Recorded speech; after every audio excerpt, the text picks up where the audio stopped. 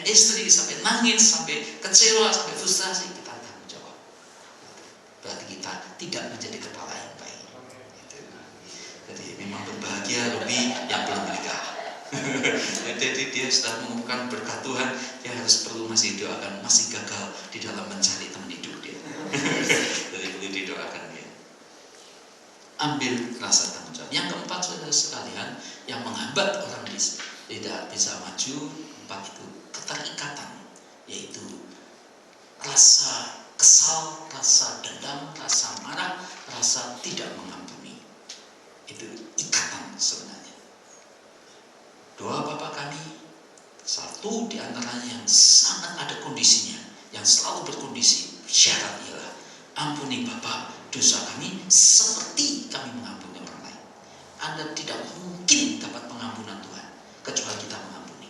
Sekalipun Tuhan ingin mengampuni, ingin kasih darah yang baru, angin yang baru, air yang baru, tapi air yang lama tidak dikeluarkan. Mana bisa air baru datang dalam pipa hidup kita? Jadi mesti mengampuni. Saya selalu sampaikan begini, mengampuni tidak berarti bahwa kita setuju dengan kelakuan dia, perbuatan dia. Tapi mengampuni itu berarti kita menyerahkan penghakiman, penilaian ke dalam tangan Tuhan. Hanya Tuhan yang berhak untuk menilai dan menghakimi. Saudara dan saya tidak ada hak untuk menghakiminya. Jadi kita mengampuni.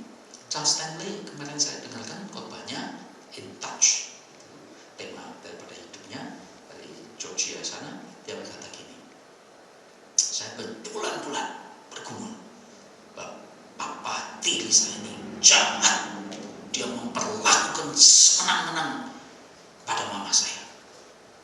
Gitu. Jadi dia benci, dia sikapnya tidak senang terhadap papa tirinya. Tapi setelah dia kenal Tuhan Yesus, dia bergumul. Sampai satu hari di meja makan bersama-sama, dia ngomong sama, dia beranikan akhirnya setelah berbulan-bulan ngomong sama papi tirinya. Dia bilang, Papa, saya minta maaf ya, saya minta ampun, minta maaf. Sebab selama ini sikap hati saya kurang senang sama Papa. Ampuni saya. Gitu. Dan jangan ditambahin, dia bilang dalam khotbahnya. Sebab Papa sih memperlakukan mama kayak gitu. Nah, itu tidak boleh, itu membela diri namanya. Ya.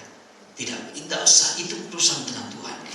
Tapi bersyukur papanya bisa berkata, nah, dia didekati mejanya itu, kursinya di sana, dia langsung pergi ngelilingi meja itu, dia dekati anaknya Stanley ini, jadi dipeluk, dia tahu, Papa sebenarnya yang harus minta maaf, dia bilang gitu.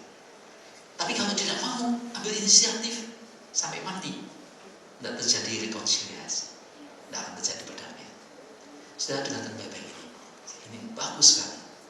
Yang merasa benar, yang merasa tidak salah, itulah orang yang harus berinisiatif untuk perdamaian.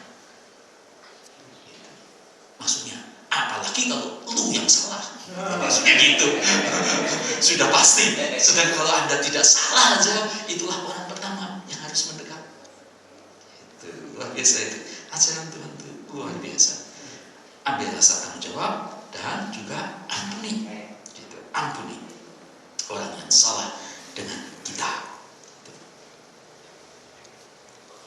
Dan hari-hari ini kita menyaksikan peristiwa yang tragis sekali, namanya mantan Presiden Roh Moon Hyun, 5 tahun jadi presiden, dari tingkatan bawah sampai menjadi presiden, itu luar biasa.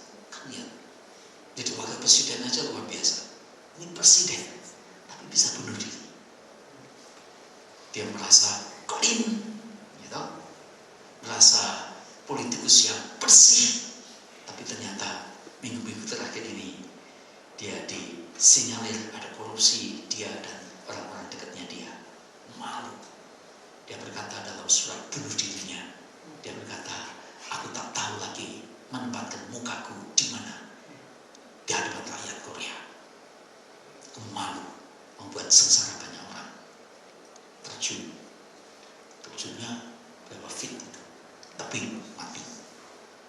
Presiden Roh Moon Hyun itu mati, sudah mati. Satu yang lalu mati. di Korea Selatan. Jadi mantan presiden. Kenapa bisa begitu ya? Orang kuat kan? Dia kan sudah banyak terlatih bisa begitu. Menurut saya sebabnya satu, dia tidak mau mengampuni diri sendiri. Merasa gagal, ya sudah. Itu pengecut namanya. Tidak berani menghadapi kenyataan. Tidak berani berkata, ya memang aku juga manusia, aku terbatas, aku gagal, ampuni aku. Kalau dia mau begitu, Tuhan ampuni, dan menurut saya dia mungkin tidak sampai mati. Kalau dihukum, memang dia malu ya, betul. Tapi tidak akan sampai mati. Saya sekalian, bedanya Yudas sama Petrus apa? Yudas juga menyesal. Uang yang dia dapat 30 keping perak itu juga dikembalikan tuh. Tidak buat jajan. Tapi dia hanya menyesal. Kemudian ambil tali, gantung diri, mati. Dia tidak mengampuni diri sendiri. Petrus gagal, nyangkal Tuhan. Dia menangis, datang kembali pada Tuhan. Ternyata aku seperti ini Tuhan, ampuni aku. Sudah, kalau kita gagal, belajar rendah hati. Tuhan, aku seperti ini, ampuni aku. Itu. Dan saya sekalian, itu yang keempat. Yang kelima sangat penting, yaitu namanya evaluasi, yaitu introspeksi, melihat diri sendiri. Bab dari evaluasi, introspeksi, melihat kenyataan diri sendiri, itulah kita baru bisa maju. Leoni, saya kemarin ikut mendengar kata-kata daripada suami Anda, Tony Saputra, betul ya? Tidak ada ya di sini ya. Ini direkam apa enggak? Kalau direkam tolong nanti